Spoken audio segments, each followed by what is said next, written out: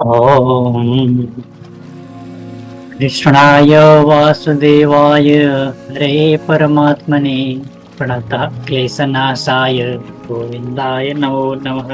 नमस्करोमि अहं रोहणः। आज मैं श्रीमद् भगवद गीता का दूसरा अध्याय लेकर आया हूँ। यदि आपने अभी तक इस चैनल को सब्सक्राइब नहीं किया है तो कृपया सब्सक्राइब कर ली। इससे धार्मिक और आध्यात्मिक सामग्री के प्रसार को और बढ़ावा मिलेगा। अब चलिए आज के पाठ की ओर बढ़ते हैं। ओम श्री परमात्मने नमः।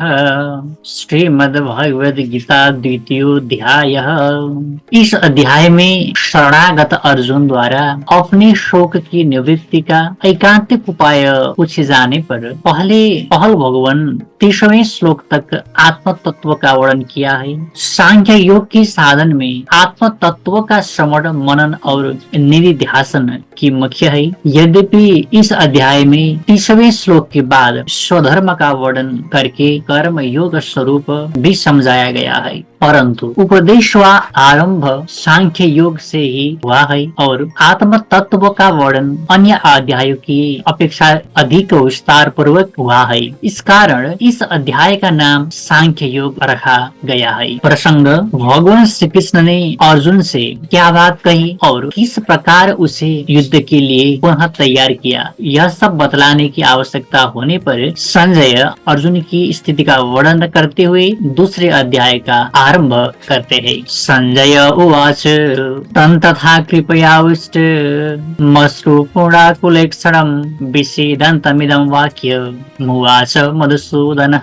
संजय बोले, उस प्रकार करुणा से व्याप्त और आंसुओं से पूर्ण तथा शोकयुक्त उस अर्जुन के प्रति भगवान मधुसूदन ने यह वचन कहा। उतस्त्वा कस्मलमेदं विषमे समुपस्थितम् अनार्य दुष्टम स्वर्य मकीर्ति कर्म अर्जुन।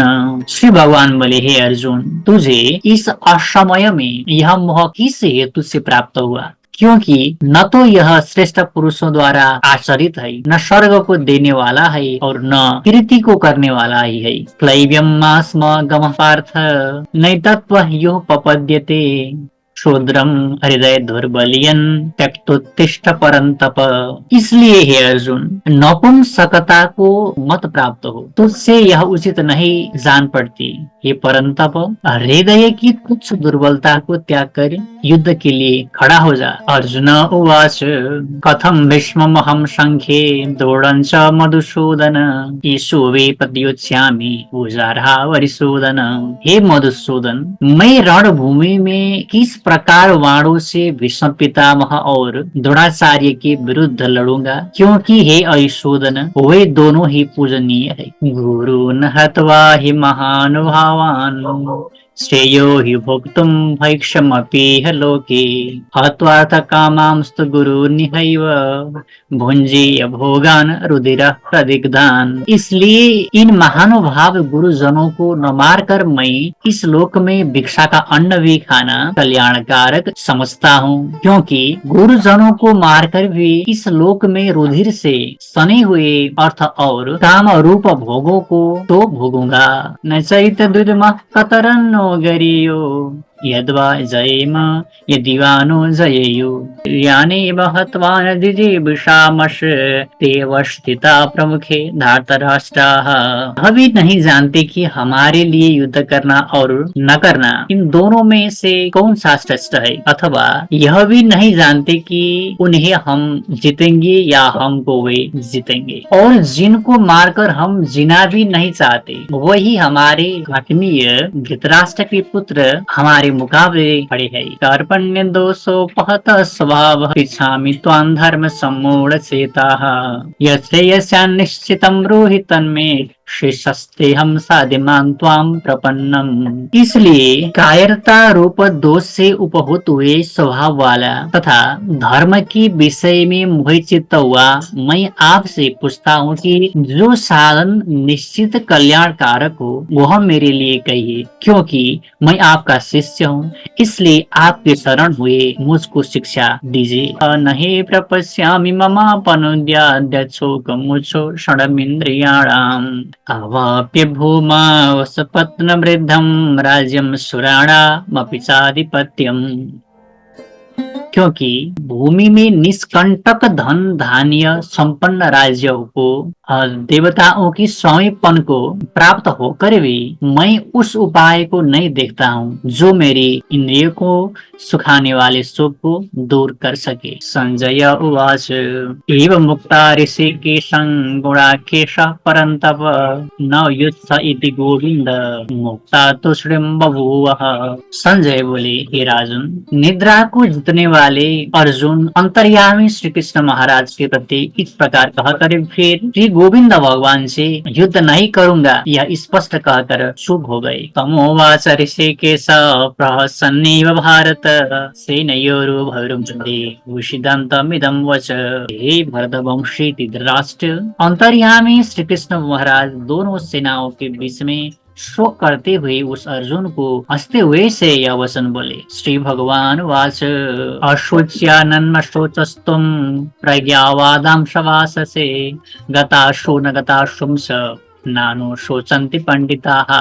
श्री भगवान बोले, हे अर्जुन, तू न शोक करने योग्य मनुष्यों के लिए शोक करता है, पंडितों के से वचनों को कहता है, परंतु जिनके प्राण चले गए हैं उनके लिए और जिनके प्राण नहीं गए हैं उनके लिए भी पंडित जन शोक नहीं करते। न त्वे नाहं जातु नासन् न तन्ने में जनाधिपाः न सैव न भविष्याम सर्वे वयमतः परम। न तो ऐसा ही है कि मैं किसी काल में नहीं था या तू नहीं था अथवा कि राजा लोग नहीं थे, और न ऐसा ही है कि इसमें आगे हम सब नहीं रहेंगे। देहि नोऽस्मिन् यथा देहे कौमारं यौवनं जरा तथा देहांतर प्राप्तिर धीरस्तत्र न मुह्यते। जैसे जीवात्मा की इस देह में बालकपन, जवानी और वृद्धावस्था होती है, वैसे ही अन्य शरीर की प्राप्ति होती है। उस विषय में धीर पुरुष मोहित नहीं होता। मात्रा स्पर्शास्तु कौन्तेय शीतोष्ण सुख दुःखदा आगमाता इनो नित्यासे तामसी तीक्ष्ण स्वभारत। हे कुंती पुत्र, सर्दी, गर्मी और सुख दुख को देने वाले इंद्रिय और विषयों के संयुक्त उत्पत्ति विनाशशील और अनित्य है, इसलिए हे भारत उनको तू सहन कर। यम ही न व्यथयन्ते ते पुरुषम पुरुषर्षव सम दुख सुखम धीरम सुमृत त्वाय कल्पते। क्योंकि ये पुरुष श्रेष्ठ, दुख सुख को समान समझने वाले जिस धीर पुरुष को ये इंद्रिया और विषयों के संयोग व्याकुल नहीं कर दे वह मोक्ष के योग्य होता है। ओ न सतो विद्यते भावो न भावो विद्यते सतः उभयोरपि दृष्टन्तस्य तनयोस्तत्त्वदर्शिभिः। असत वस्तु की तो सत्ता नहीं है और सत का अभाव नहीं है, इस प्रकार इन दोनों को ही तत्वज्ञानी पुरुषों द्वारा देखा गया है। अविनाशी तु तद्विद्धि केन सर्वमिदं ततं विनाशम अव्ययस्यास्य न कश्चित् कर्तुम् अर्हति। नाश रहित तो तू उनको जान जिससे यह संपूर्ण जगत दृश्य वर्ग व्याप्त है। इस अविनाशी का विनाश करने में कोई भी समर्थ नहीं है। अंतवंत इमे देहा नित्य सुखता शरीरिणः अनाशिनो प्रमेयस्य तस्माद्युधिः स्वभारत। इस नाश रहित अप्रमेय नित्य स्वरूप जीवात्मा की सब शरीर नाशवान कहे गए हैं, इसलिए हे भरतवंशी अर्जुन तू युद्ध कर। य एनं वेत्ति हन्तारं यश्चैनं मन्यते हतम् उभौ तौ न विजानीतो नायं हन्ति न हन्यते। जो इस आत्मा को मारने वाला समझता है और तथा जो इसको मारा मानता है वे दोनों ही नहीं जानते, क्योंकि यह आत्मा वास्तव में न तो किसी को मारता है और न किसी के द्वारा मारा जाता है। न जायते म्रियते वा कदाचिन् नायं भूत्वा भविता वा न भूयः अजो नित्यः शाश्वतोऽयं पुराणो न हन्यते हन्यमाने शरीरे यह आत्मा किसी काल में भी न तो जन्मता है और न मरता ही है, तथा यह उत्पन्न होकर फिर होने वाला ही है, क्योंकि यह अजन्मा, नित्य, सनातन और पुरातन है। शरीर के मारे जाने पर भी यह नहीं मारा जाता। वेद विनाशिनं नित्यं य एनमजमव्ययम् कथम स पुरुष पार्थ कंघात यति हंतिकाम। हे पृथा पुत्र अर्जुन, जो पुरुष इस आत्मा को नाश रहित, नित्य, अजन्मा और अव्यय जानते हैं, वह पुरुष कैसे किसको मारता है, कैसे किसको मरवाता है। वासां चिजीर्णानि यथा विहाय नवानि गृहाणि नरोपराणि तथा शरीराणि विहाय जीर्णान् यन्यानि संयाति नवानि देहि। जैसे मनुष्य पुराने वस्त्रों को त्याग कर दूसरे नए वस्त्रों को ग्रहण करता है, वैसे ही जीवात्मा पुराने शरीर को त्याग कर दूसरे नए शरीरों को प्राप्त होता है। नैनं छिन्दन्ति शस्त्राणि नैनं दहति पावकः न चैनं क्लेदयन्त्यापो न शोषयति मारुतः। इस आत्मा को शस्त्रादि नहीं काट सकते, इसको आग नहीं जला सकती, इसको जल नहीं गला सकता और वायु नहीं सुखा सकता। अच्छेद्यो यम दाह्यो यम क्लेद्यो स्वस्य एव च नित्य सर्वगत स्थाणु रसोलोयम सनातन है। क्योंकि यह आत्मा अच्छेद्य है, यह आत्मा अदाह्य, अक्लेद्य और निसंदेह अश्वस्य है, तथा यह आत्मा नित्य, सर्वव्यापी, अचल, स्थिर रहने वाला और सनातन है। अव्यक्तो यम चिन्त्यो यम अविकार्यो यम उच्यते तस्मादेवं विदित्वैनं नानो शोचितुमर्हसि। यह आत्मा अव्यक्त है, यह आत्मा अचिंत्य है और यह आत्मा विकार रहित कहा जाता है। इससे ही अर्जुन, इस आत्मा को उपयुक्त प्रकार से जानकर तू शोक करने के योग्य नहीं है। अथ चैनं नित्य जातं नित्यं वा मन्यते मृतं तथामि त्वं महाबाहो नैवं शोचितुमर्हसि। किंतु यदि तू इस आत्मा को सदा जन्मने वाला तथा सदा मरने वाला मानता हो, तो भी हे महाबाहो, तू इस प्रकार के शोक करने को योग्य नहीं है। अव्यक्तादीनि भूतानि व्यक्तमध्यानि भारत अव्यक्त निधनान्येव तत्र का परिवेदना। हे अर्जुन, संपूर्ण प्राणी जन्म से पहले अप्रकट थे और मरने के बाद भी अप्रकट हो जाने वाले केवल बीच में प्रकट है। फिर ऐसी स्थिति में क्या शो करना है। आश्चर्यवत् पश्यति कश्चिदेन आश्चर्यवद् वदति तथैव चान्ये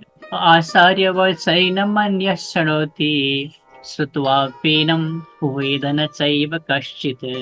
कोई एक महापुरुष ही इस आत्मा को आश्चर्य की भांति देखता है और वैसे ही दूसरा कोई महापुरुष इसके तत्व का आश्चर्य की भांति वर्णन करता है, तथा दूसरा कोई अधिकारी पुरुष इसी आश्चर्य की भांति सुनता है और कोई कोई तो सुनकर भी इसको नहीं जानता। देहि नित्यम अबध्योयम देहि सर्वस्य भारत तस्मात् सर्वाणि भूतानि न त्वं शोचितुमर्हसि। हे अर्जुन, यह आत्मा सबके शरीरों में सदा ही अबध्य है। इस कारण संपूर्ण प्राणियों के लिए तू शोक करने को योग्य नहीं है। स्वधर्ममपि चावेक्ष न विकम्पितुमर्हसि धर्माधियुद्धाच्चैव यत् क्षत्रियस्य न विद्यते। तथा अपने धर्म को देखकर भी तू भय करने योग्य नहीं है, यानी तुझे भय नहीं करना चाहिए, क्योंकि क्षत्रिय के लिए धर्म युद्ध से बढ़कर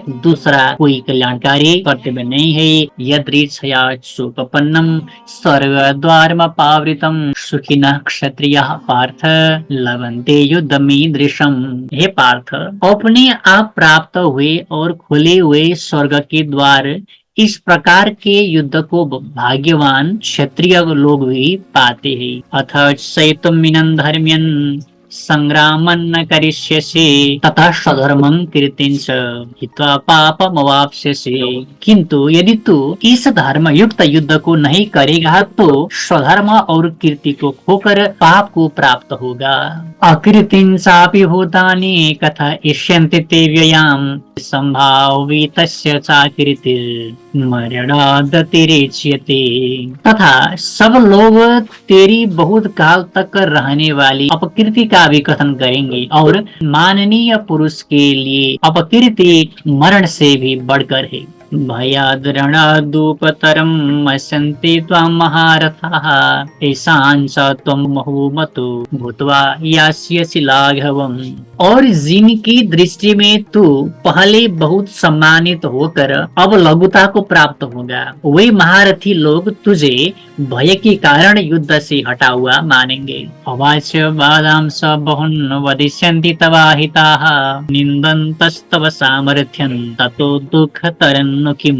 तेरे वैरी लोग तेरे सामर्थ्य की निंदा करते हुए तुझे बहुत से न कहने योग्य वचन भी कहेंगे, उसके अधिक दुख और क्या होगा। हतो वा प्राप्स्यसि स्वर्गं जित्वा वा वक्ष्यसे महिम तस्माद् उत्तिष्ठ कौन्तेय युद्धाय कृत निश्चय।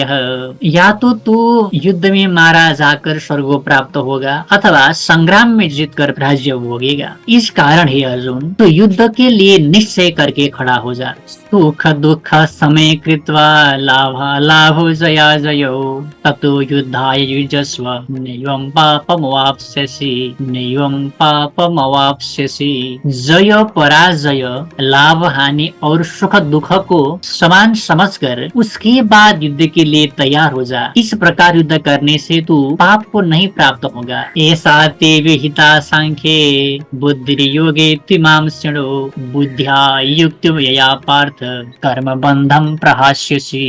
हे पार्थ, यह बुद्धि तेरे लिए ज्ञान योग के विषय में कही गई है। अब तू इसको कर्म योग के विषय में सुन की जिस बुद्धि से युक्त हुआ, तू कर्मों के बंधनों को भली भांति त्याग देगा, यानी सर्वथा नष्ट कर डालेगा। नेहा विक्रमणा स्वस्ति प्रत्यावाहो न विद्यते स्वल्पमप्यस्य धर्मस्य त्रायते महतो भयात्। इस कर्म योग में आरंभ का अर्थात बीज का नाश नहीं है और उल्टा फल रूप दोष भी नहीं है, बल्कि इस कर्म योग रूप धर्म का थोड़ा सा भी साधन जन्म मृत्यु रूप महान भय से रक्षा कर लेता है। व्यवसायत्मिका बुद्धि कुरुनंदन बहु शाखा हिनंताश्च बुद्धयो व्यवसायिनाम। हे अर्जुन, इस कर्म योग में निश्चयात्मिका बुद्धि एक ही होती है, किंतु अस्थिर विचार वाले विवेकहीन सकाम मनुष्यों की बुद्धियां निश्चित बहुत भेदों वाली और अनंत होती है। इहामी माम पुष्यताम वाचम प्रवर्धन्त्य विपक्षितः वेदवादरतः पार्थ नान्यदस्तीति वादिनः कामत्मान स्वर्गपरा जन्म कर्म फलप्रदां क्रिया विशेष बहुलां भोगैश्वर्य गतिं प्रति भोगैश्वर्य प्रसक्तानां तया परित चेतसां व्यवसायत्मिका बुद्धि समाधौ न विधीयते। जो भोग में तन्मय हो रहे हैं, जो कर्म फल के प्रशंसक वेद वाक्यों में प्रीति रखते हैं, जिनकी बुद्धि में स्वर्ग की परम प्राप्य वस्तु है और जो स्वर्ग से बढ़कर दूसरी कोई वस्तु ही नहीं है, ऐसा कहने वाले हैं, वे अविवेकी जन इस प्रकार की जिस पुष्पित यानी दिखाऊ स्वभावयुक्त वाणी को कहा जाता है, जो कि जन्म रूप कर्म फल देने वाले एवं भोग तथा ऐश्वर्य की प्राप्ति के लिए नाना प्रकार की बहुत सी क्रियाओं का वर्णन करने वाली है, उस वाणी द्वारा जिनका चित्त हर लिया गया है, जो भोग और ऐश्वर्य में अत्यंत आसक्त है, उन पुरुषों की परमात्मा में निश्चयात्मिका बुद्धि नहीं होती। त्रैगुण्य विषया वेदा निस्त्रैगुण्यो भवार्जुन निर्द्वंदो नित्य सत्वस्थो नियोग क्षेम आत्मवान। ये अर्जुन, वेद उपर्युक्त प्रकार से तीनों गुणों के कार्य रूप समस्त भोगों एवं उनके साधनों का प्रतिपादन करने वाले हैं, इसलिए तो उन भोगों एवं उनके साधनों आसक्तिहीन हर्ष शोकादि द्वंद्व से रहित नित्य वस्तु परमात्मा में स्थित योगक्षेम को न चाहने वाला और स्वाधीन अंतःकरण वाला हो। यावनर्थ उपादाने सर्वतः संप्लुतोदके तावन सर्वेषु वेदेषु ब्राह्मणस्य विजानतः। सब ओर से परिपूर्ण जलाशय से प्राप्त हो जाने पर छोटे जलाशय में मनुष्य का जितना प्रयोजन रहता है, ब्रह्म को सत्व से जानने वाले ब्राह्मण का समस्त वेदों में उतना ही प्रयोजन रह जाता है। कर्मण्येवाधिकारस्ते मा फलेषु कदाचन मा कर्म फल हेतुर्भु मा ते संगुष्प कर्मणि। तेरा कर्म करने में ही अधिकार है, उसके फलों में कभी नहीं। इसलिए तू कर्मों के फल का हेतु मत हो तथा तेरी कर्म न करने में भी आसक्ति नहीं हो। योगस्थ कुरु कर्माणि संगं त्यक्त्वा धनंजय सिद्ध्य सिद्ध्यो समो भूत्वा समत्वं योग उच्यते। हे धनंजय, तू आसक्ति को त्याग कर तथा सिद्धि और असिद्धि में समान बुद्धि वाला होकर योग में स्थित हुआ कर्तव्य कर्मों को कर, समत्व ही योग कहलाता है। दूरेण ह्यवरम कर्म बुद्धि योगा धनंजय बुद्धौ षडमन्विच्छ कृपणा फल हेतवः। इस समत्व रूप बुद्धि योग से सकाम कर्म अत्यंत ही निम्न श्रेणी का है। इसलिए हे धनंजय, तू समबुद्धि में ही रक्षा का उपाय ढूंढ, क्योंकि फल के हेतु बनने वाले अत्यंत दीन है। बुद्धि युक्तो जाहाति उभय सुकृत दुष्कृते तस्माद् योगाय युजस्व योगः कर्मसु कौशलम।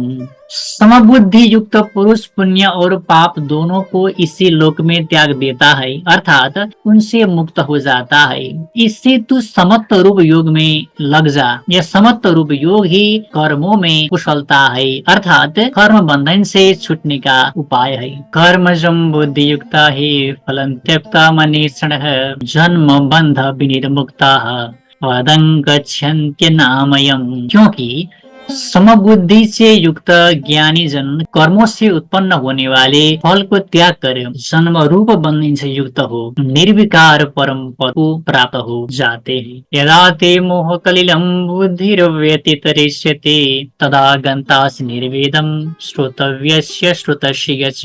जिस काल में तेरी बुद्धि मोह रूप दलदल को भली भांति पार कर जाएगी, उस समय तो सुने हुए और सुनने में आने वाले इस लोक और परलोक संबंधी सभी भोगों से वैराग्य हो जाएगा। तो ते वे प्रतिपन्ना ते यदा स्थास्यसि निश्चला समधावसला बुद्धि से तदा योगम वाप्स्यसि। भांति भांति की वचनों को सुनने से विचलित हुई तेरी बुद्धि जब परमात्मा में अचल और स्थिर ठहर जाएगी, तब तो योग को प्राप्त हो जाएगा, अर्थात तेरा परमात्मा से नित्य संयोग हो जाएगा। अर्जुन उवाच स्थित प्रज्ञस्य का वासा समाधिस्थस्य केशव स्थितदेहि किम प्रवासेत किमासीत व्रजेत किम। अर्जुन बोले, हे केशव, समाधि में स्थित परमात्मा को प्राप्त हुए स्थिर बुद्धि पुरुष का क्या लक्षण है? वह स्थिर बुद्धि पुरुष कैसे बोलता है, कैसे बढ़ता है और कैसे चलता है? श्री भगवान वाच प्रजहात्यदा कामान सर्वान् पार्थ मनोगतान् आत्मनेवात्मना तुष्टः स्थित प्रज्ञस्तदोच्यते। श्री भगवान बोले, हे अर्जुन, जिस काल में यह पुरुष मन में स्थित संपूर्ण कामनाओं को भली भांति त्याग देता है और आत्मा से आत्मा में ही संतुष्ट रहता है, उस काल में स्थित प्रज्ञ कहा जाता है। दुखेष्वनुद्विग्न मनाः सुखेषु विगतस्पृहः वीतराग भय क्रोध स्थित धीर्मुनिरुच्यते। दुखों की प्राप्ति होने पर जिसके मन में उद्विग्न नहीं होता, सुखों की प्राप्ति में जो सर्वथा निष्प्रिय है तथा जिसके राग भय क्रोध नष्ट हो गए हैं, ऐसा मुनि स्थिर बुद्धि कहा जाता है। यह सर्वत्र न विस्नेहस तत्तत् प्राप्य स्वास्वं नाभिनंदति न द्वेष्टि तस्य प्रज्ञा प्रतिष्ठिता। जो पुरुष सर्वत्र स्नेह रहित हुआ, उस शुभ या अशुभ वस्तु को प्राप्त होकर न प्रसन्न होता है और न द्वेष करता है, उसकी बुद्धि स्थिर है। यदा संहरते सायं कूर्मंगानीव सर्वशः इंद्रियाणीन्द्रियार्थेभ्यः तस्य प्रज्ञा प्रतिष्ठिता।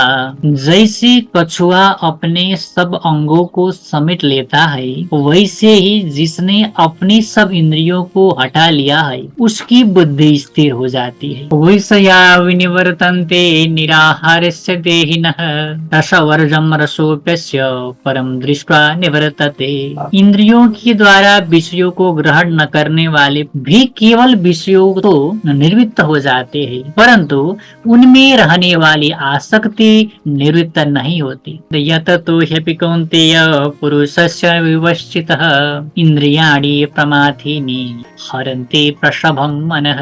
हे अर्जुन, आसक्ति का नाश न होने के कारण ये प्रमथन स्वभाव वाली इंद्रियां यत्न करते हुए बुद्धिमान पुरुष के मन को बलात्कार से हर लेती है। तानि सर्वाणि संयम्य युक्त आसीत् मत्परः वशे हि यस्येन्द्रियाणि तस्य प्रज्ञा प्रतिष्ठिता। ध्यायतो विषयान् पुंसः संगस्तेषुपजायते संगात संजायते कामः कामात् क्रोधो विजायते। विषयों का चिंतन करने वाले पुरुष की उन विषयों में आसक्ति हो जाती है। आसक्ति से उत्पन्न विषयों की कामना उत्पन्न होती है और कामना में विघ्न पड़ने से क्रोध उत्पन्न होता है। क्रोधाद् भवति सम्मोहः सम्मोहात् स्मृति विभ्रमः स्मृति भ्रंशात् बुद्धिनाशो बुद्धिनाशात् प्रणश्यति। क्रोध से अत्यंत मूढ़ भाव उत्पन्न हो जाता है। मूढ़ भाव से स्मृति में भ्रम हो जाता है। स्मृति भ्रम हो जाने से बुद्धि अर्थात ज्ञान शक्ति का नाश हो जाता है और